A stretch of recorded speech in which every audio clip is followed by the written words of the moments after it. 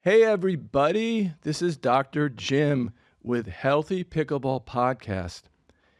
Pickleball is a healthy game, especially the social benefits, and it's great for men and women to come together, old and young. So, this episode today, we're going to talk about Major League Pickleball. And in Palm Beach, there's a new franchise called the Palm Beach Royals. They're going to open in 2026. They're going to be the fourth MLP team in Florida. And they have the highest valuation in league history. They're starting out with the tech entrepreneurs and former UNC tennis teammates, Zach Hunter, who we have today, and Taylor Mayer from Hyperspace Ventures, along with other pro athlete investors. So today we have Zach as my guest. Welcome, Zach. Hey, how are you? Great to be here.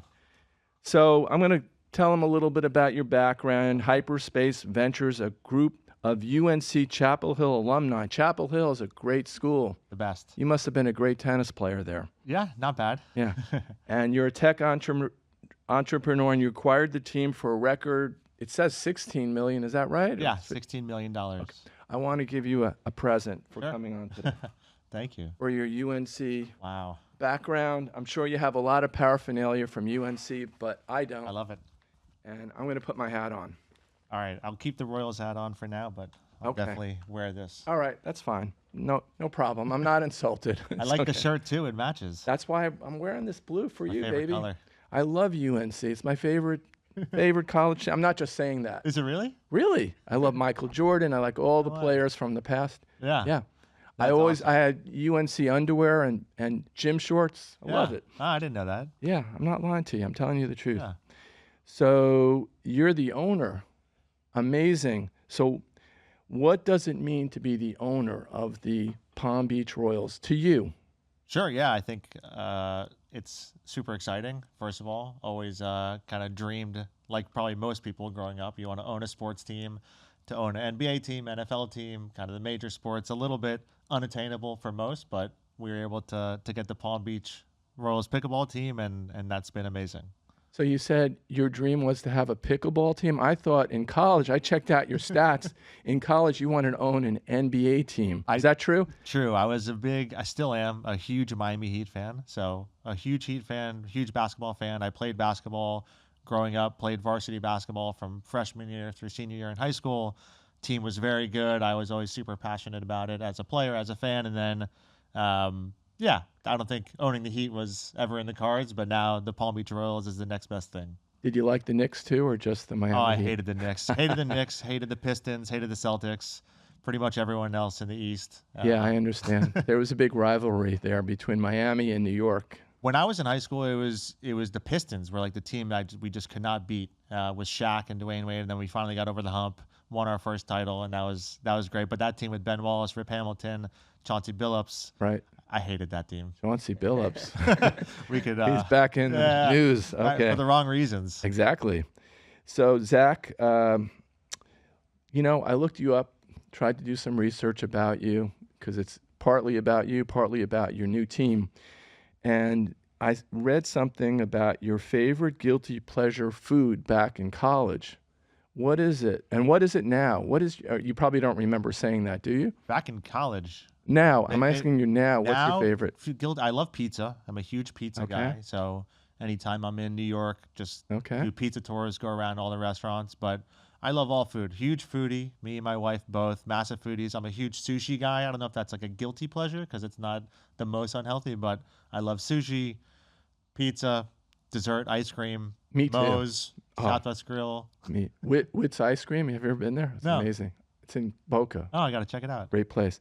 But in college, you put down Philly cheese steaks. That is still my guilty pleasure. My brother lives in Philly, and a couple weeks ago we went up to outside of Baltimore for a family golf thing, and he drove down from Philly, and he brought, I think, 12 Philly cheesesteaks from Angelo's in Philly, which is like the best cheesesteak place in Philly. So still a huge fan.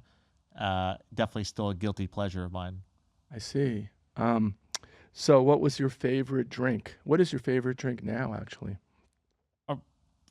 Like alcoholic or non-alcoholic? That's a different subject. No, Yeah. just in general. You had a sports drink that you loved in college, so maybe you don't remember that. But what is it now? Gatorade, a huge Gatorade guy growing up. Florida guy, Gatorade. Gatorade nonstop, just morning, afternoon, night. Still a big Gatorade guy.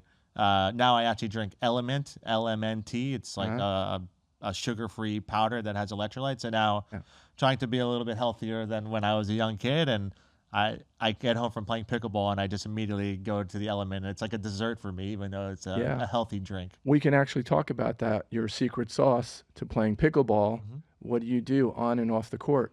What's your training regimen? Yeah, so off the court, I like to do stretch zone, which is a place down here that you can go and get stretched. So stretch zone, keep it loose. At home, I have a cold plunge from Plunge. So I like to cold plunge after, sometimes after a 2 a day, my legs are feeling pretty beat. I'll get in the cold plunge, sauna, steam, and then try to eat healthy during the week. During the weekends, I cheat a little bit, but during the week, try to eat healthy. My wife's like a big health nut, marathoner, has a cookbook. So I let her decide kind of what we're eating during the week, and then the weekends, it's up to me. You do any strength training? Not really. Yeah. I don't do much strength training. I'll do like some, core, some push-ups, sit-ups at home. But yeah, I don't really go to the gym too much. If I'm working out, it's really playing pickleball, tennis, basketball, golf. Like I like to be competitive and play sports. Have you had any injuries in tennis or pickleball like we all have? Luckily, nothing major. Oh, good. In tennis, I would get like tendonitis in my wrist when I was training a lot. Right. Nowadays, I really don't have it. So luckily, I've never had a major injury, knock on wood. But yeah, I've been pretty injury prone, which is nice. So I won't get into the healthy aspects of pickleball right this second, but as a pickleball player, what are your strengths? I think I'm a smart player, so I'm very patient. I don't hit a lot of shots that would be categorized as bad shots. So I try to play, I'd say like a Ben Johns type, more like old school pickleball, dink it, play it soft, wait for them to speed up and counter. Okay. More old school pickleball, more than the new school, kind of speed up off the bounce and play fast. I play slow and have good hands. So you play like Ben Johns, is that what you're saying? Pretty similar. As good as him? Not quite. But not quite, okay. Yeah. So I got a few followers, and one of them asked me a question to ask you today. So here we go, okay? And I hope it's clear to you, the question. All right. How can a team gain prestige and financial success versus an individual player who gets brand recognition, fame, and financial fortune and growth based on their accomplishments? Mm-hmm. So how do you grow a professional pickleball team? Yeah, sure. I think there's a lot that you can do, and you could touch like all different aspects of how you can do that through like sales, marketing, performance. But I think for us, and from what we've seen across other sports, winning usually cures all. So the teams that are winning, they typically will do well. They'll sell more sponsors, they'll sell more tickets, they'll do well, they'll do better financially. And then the players on it typically will do better as well. They'll get more sponsors, they'll be happier, there's no fighting in the locker room. When you're winning, everyone's happy. So I think you got to win. So the multi-million-dollar question is, how are you going to win? Yeah, I think we're putting the pieces in place that we think will be able to build a winning team around. So hiring the right people, the GM, the coach, the physios, the scouts, and then just starting from the top down, trying to build a culture of winning. Similar to the Heat, again, a huge Heat fan. So Heat culture is like very real, and it starts from Pat Riley, Mickey Harris, and above to Spo, to everyone. So I think for us, it's going to start with the owners down. We want to win, we want to be competitive, but we also want to do it the right way. Ben, could I see the next clip? So here we show you one of the best pickleball player in the world, Ailey Waters. Are you planning on getting her on your team? We would love to do that, but it's not entirely up to us. How it works is the team that owns her right now, the New Jersey Fives, which is owned by Gary Vee, big media tycoon, they have the right, because they drafted her, to keep her for a max of 4 years. But after 4 years, she does go back into the draft, and there is an opportunity to bid on her and to get her. So obviously we would love to have Anna Lee. She's the best player ever, female, and she's incredible. So it would be incredible to somehow get her on the Palm Beach Royals eventually. As the owner of the Palm Beach Royals, you're not the coach, you're not the GM. Mm-hmm. What role, I'm curious to know, what role do you play in hiring and firing the GMs, the coaches, and the players? And how do you influence, what's your influence on those people? Sure. So as far as hiring and firing of kind of the management role, so GM, events, partnerships, sponsorships, we're completely, in control of that. We are giving full autonomy to our GM to go out and hire a coach, pick the players for the draft. Although, I'll be involved as an owner, kind of as a backboard for him to bounce ideas off of, because I think I can bring some good thoughts and ideas to him. But we're leaving it up to the GM and to the staff to put the trust in them to be able to do that on the team side. Kind of like Moneyball? Yeah, exactly. We're hiring people that we think are going to be good enough to do their job and not have us do it for them. That's how we like to do things. Like, we want to give trust, and they deserve it. Like, these people are really super bright, and that's why we're hiring them. I see. So as a physician, I'm a rehab doctor, sports doctor, regenerative medicine, anti-aging, whatever doctor. Who decides like the potential value of a player, their health, their injuries, all that stuff? Does that go to the GM and the coaches? They decide all of that. They consider all of that before they make a purchase, or you make a purchase to a player? Yeah. I think a lot of that falls on the GM, and then bouncing the ideas off the owner as well. But yeah, I think like other sports, it's pros and cons. Do you want to get someone that's older, more experienced, but is injury prone? Like, again, I'll always go to basketball because that's my favorite sport. But like, you can go for an AD, but he could be injury prone and is not playing if he gets injured. Or you can try to build a young team around like a SGA and have that young, kind of hungry mentality. I think we're always going to go more towards the young, hungry mentality. Like, we want to build something from the ground up. We want everyone to be like very, again, hungry to go after it and make a name for themselves. So I think from across the board, players, management, coaches, like, we want to find young, hungry talent that's going to go out there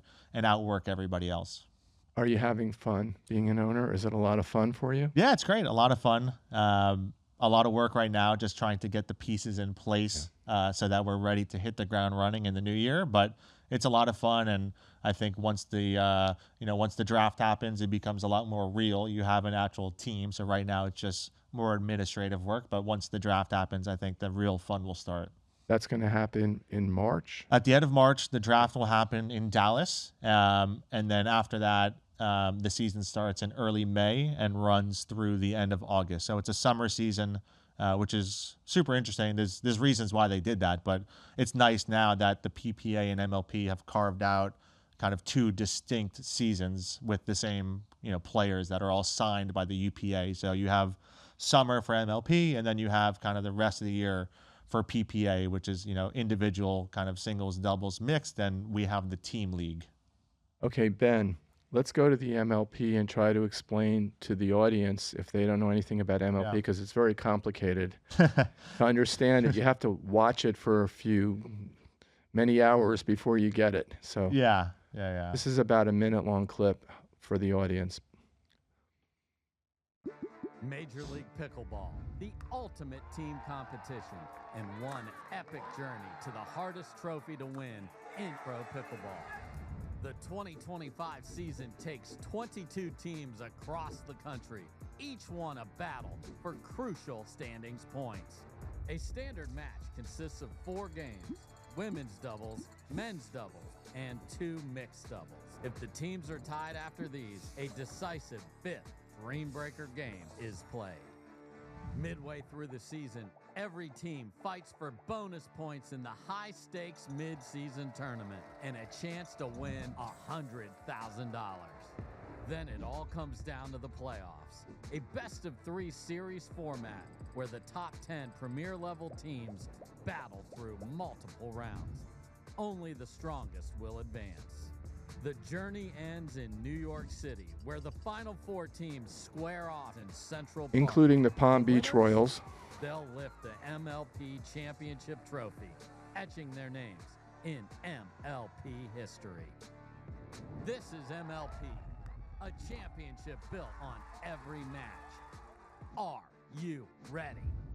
Are you ready? Are you ready? We're ready. Ready for the finals for next year? All right, yeah, good. Definitely. Yeah, hopefully we'll be in New York. If it is in New York, they don't know yet, but the event in Central Park was crazy. Like, it's sold out 4 days in a row. They may have to move to a different venue because it was just not enough room. But yeah, unbelievable. Super excited. I think we'll be in the playoffs, and hopefully we can make a deep run. I hope so. You know how unbelievably interested people are in pickleball. It's the fastest growing sport, right? Of course. And the next clip shows a clip, 80 million views for this one on clip. that video right there? The next one I'm going to show you. This had 80 million views. Have you seen this one? I don't know. It's an old one. I'm not even sure who's in it. Is that Ailey Waters? Ailey on the right. Yeah. 80 million views.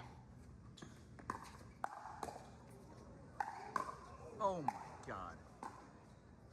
It's hard to see. Oh, that's Leia Jansen on the left. Yeah. It's hard to see the other two. I can't see on the far side. I think that's before she switched partners. Yeah. This is MLP, I think. Yes, that's why I put it on. This is MLP.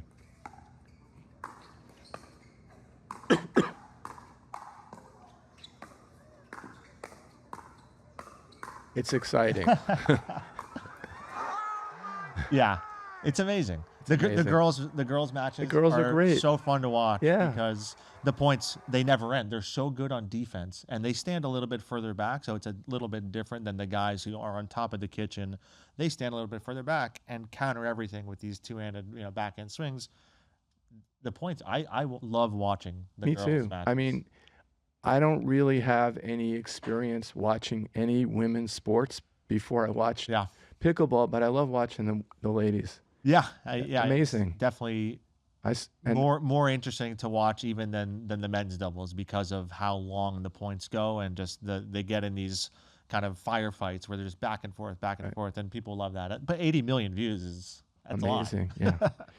So to ask you a few more questions, basically, how do we get in touch with how do we learn more about the Palm Beach Royals? Sure. How do we connect with the Palm Beach Royals? Sure. So we have social media, so you can go on our Instagram, Facebook, Twitter, TikTok, YouTube, all at PB Royals. So they got the same handle for all those, or you can go on our website at palmbeachroyals.com. Has a lot of cool stuff on there. You could see, all the events that we have. You could see more about the team once that's released. You could learn news about the team, and then the shop is going to be released as well, which we'll be pushing out some really cool merch, like the hat I got on right now. We're doing a giveaway. I love it. We're doing a giveaway. Give me that hat. I brought 3 for you. I want yours. Take it off and give it. I brought 3 for you. I left them in my kitchen. That happens. But I'll bring them next time I see you. Right. But we're pushing a lot of merch. We're going to put a big focus on the brand and on the merch. I think a little bit bigger than probably a lot of teams. And we think just the Palm Beach brand itself, not the Royals, but the Palm Beach brand itself is really strong. And we're trying to put, the pickleball brand behind that. That's great. How do they get in touch with you? 2 more times? What is it? Palm Beach Royals? palmbeachroyals.com. Palmbeachroyals.com. That's the website. Okay. And then you can go and follow us on social at @PB Royals on Instagram, TikTok, Facebook, X, and YouTube. So we're still, starting to build out content. I think Instagram is probably our most active as far as where we're posting right now. Today we launched a giveaway. We're giving away 10 hats of our first kind of prototype collection that we got, that we announced today. So go there, see the post, tag 3 friends in the comments, follow us, and you can get a chance to win. I'm going to go on there and get some hats. You can reach me at healthnowpodcast@gmail.com or Healthy Pickleball Podcast on YouTube, or you can call my office at 832-808-7714 if you want some more information about my podcast or the Palm Beach Royals. Thank you so much for coming today. Do you have anything else you want to add? Yeah, I just want maybe learn a little bit more about just like where's your pickleball journey at right now? I'm about a 4.0 player, they say. I'm pretty good. Yeah. I had a few injuries. I'm learning a lot. What I'd like to do is develop a program for people of all ages to figure out, how to train for pickleball, not just on the court, but off the court. Yeah. So that's what I'm focused on. And also learning about the mental portions of it, like how to get pros ready for the mental aspects of the game. Yeah, definitely. So that's interesting. I'm interested in exercising off the court, like strengthening, stretching, nutrition, everything, mental aspects.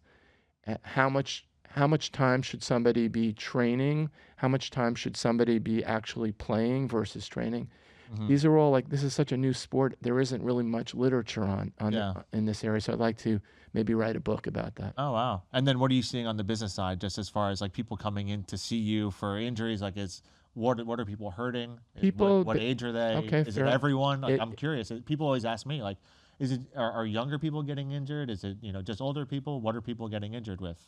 I mean, people are getting injured with everything that you hear of, the elbows, their wrists, backs and necks. But I think lower extremity injuries are more significant from what I'm seeing. Yep. A lot of knees, a lot of knee injuries. Meniscal injury is common. Achilles tendonitis is common.